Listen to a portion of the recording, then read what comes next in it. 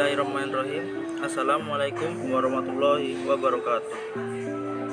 Perkenalkan, nama saya Gia Deva Destri Ramadhani, NIM 222 1050 10020. Saya dari Perbankan Syariah 3 ingin menjelaskan mata kuliah Ekonomi Mikro Islam yang berjudul Pengertian dan Prinsip-prinsip Distribusi.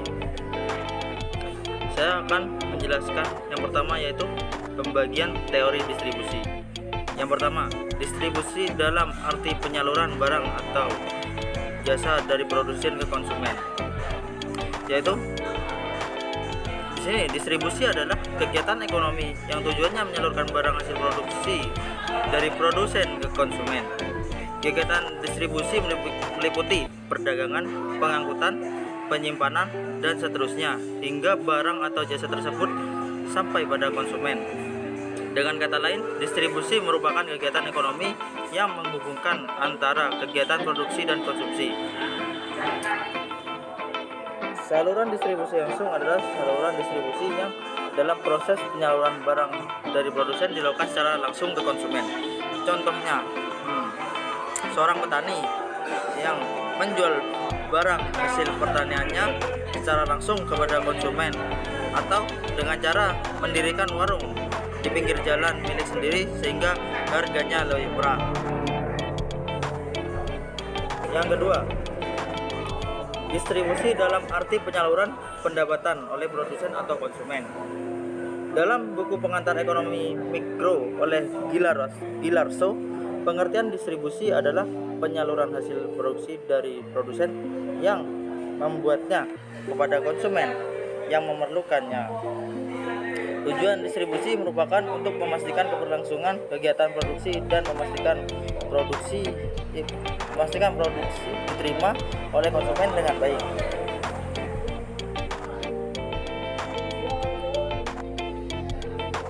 Yang selanjutnya, pengertian distribusi pendapatan. Itu dijelaskan, distribusi pendapatan menurut Islam merupakan penyaluran harta yang ada, baik dimiliki oleh pribadi atau umum, kepada pihak yang menerima, yang ditujukan untuk meningkatkan kesejahteraan masyarakat sesuai dengan syariat. Pengertian distribusi dalam pandangan ekonomi Islam mempunyai makna yang lebih luas, yakni mencakup pengaturan kepemilikannya, unsur-unsur produksi dan sumber kekayaan. Yang selanjutnya,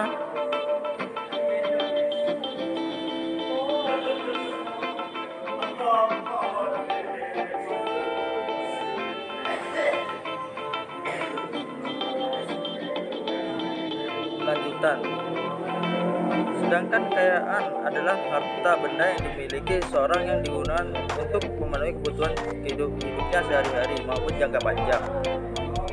Yang selanjutnya, distribusi kekayaan yaitu penyaluran harta yang dimiliki seorang kepada orang lain dalam bentuk kerjasama yang saling menguntungkan antara kedua belah pihak. Jadi kita itu bekerja sama, jadi kita untung dan konsumen kita untung.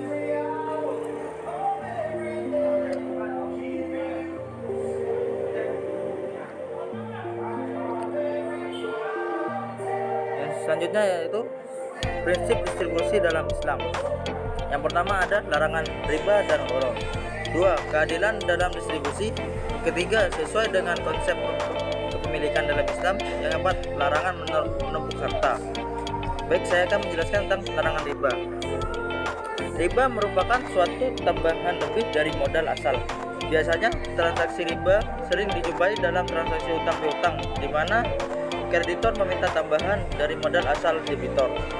Tidak dapat dinafikan bahwa dalam jual beli juga sering terjadi praktek riba, seperti menukar barang yang tidak sejenis, melebihkan atau mengurangkan timbangan atau dalam takaran. Pelarangan riba dalam Islam tidak hanya merujuk pada Al-Quran, melainkan juga hadis.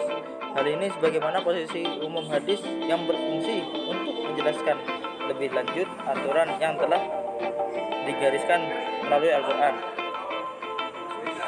Pelanggaran riba hadis terinci. Dalam amanat terakhirnya pada tanggal 9 Zulhijjah tahun 10 Hijrah, Rasulullah SAW masih menekankan sikap Islam yang melarang riba. Yang kedua itu larangan gharar.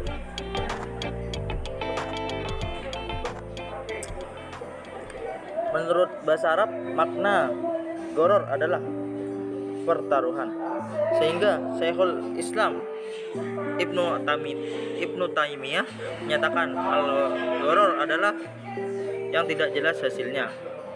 Sedangkan menurut Syekh Said, gharar adalah al-mutaharah atau pertaruhan dan tidak jelasan. Sehingga dari penjelasan ini kita dapat ambil pengertian yang dimaksud jual beli gharar adalah semua jual beli yang mengandung ketidakjelasan atau tidak bertujuan itu adalah hukumnya tidak diperbolehkan.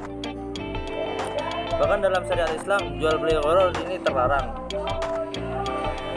Dengan dasar sabda Rasulullah SAW dalam hadis Abu Hurairah yang berbunyi, Rasulullah SAW melarang jual beli al-hasoh dan jual beli gharar.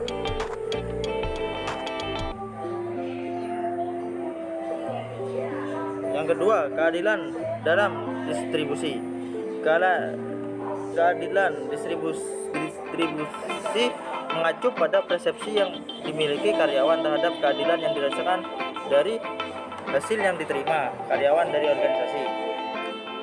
Hasil dapat distribusikan berdasarkan kesetaraan kebutuhan atau kontribusi, dan karyawan dapat menentukan keadilan distributif dengan membandingkan pada orang lain.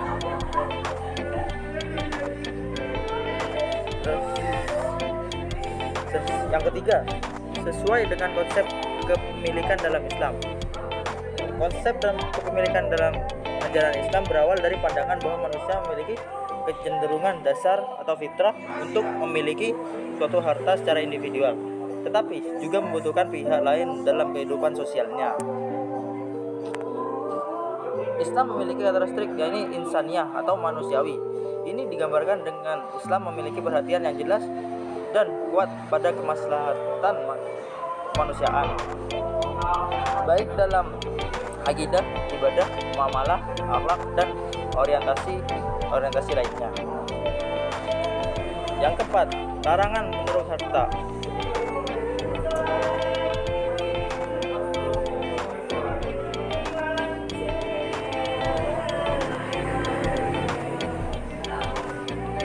Dalam Islam, menimbun harta sebanyak-banyak mungkin dan berbangga-bangga dengannya merupakan aktivitas yang tidak terpuji, bahkan berpotensi mencetak pelakunya jadi pribadi antisosial, sebab sifat-sifat tercela yang kerap kali tumbuh dari kebiasaan menimbun dan berbangga-bangga dengan harta benda.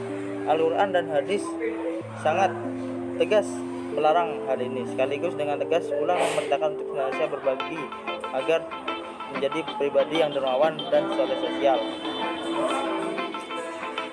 Baik, cukup dari saya. Terima kasih.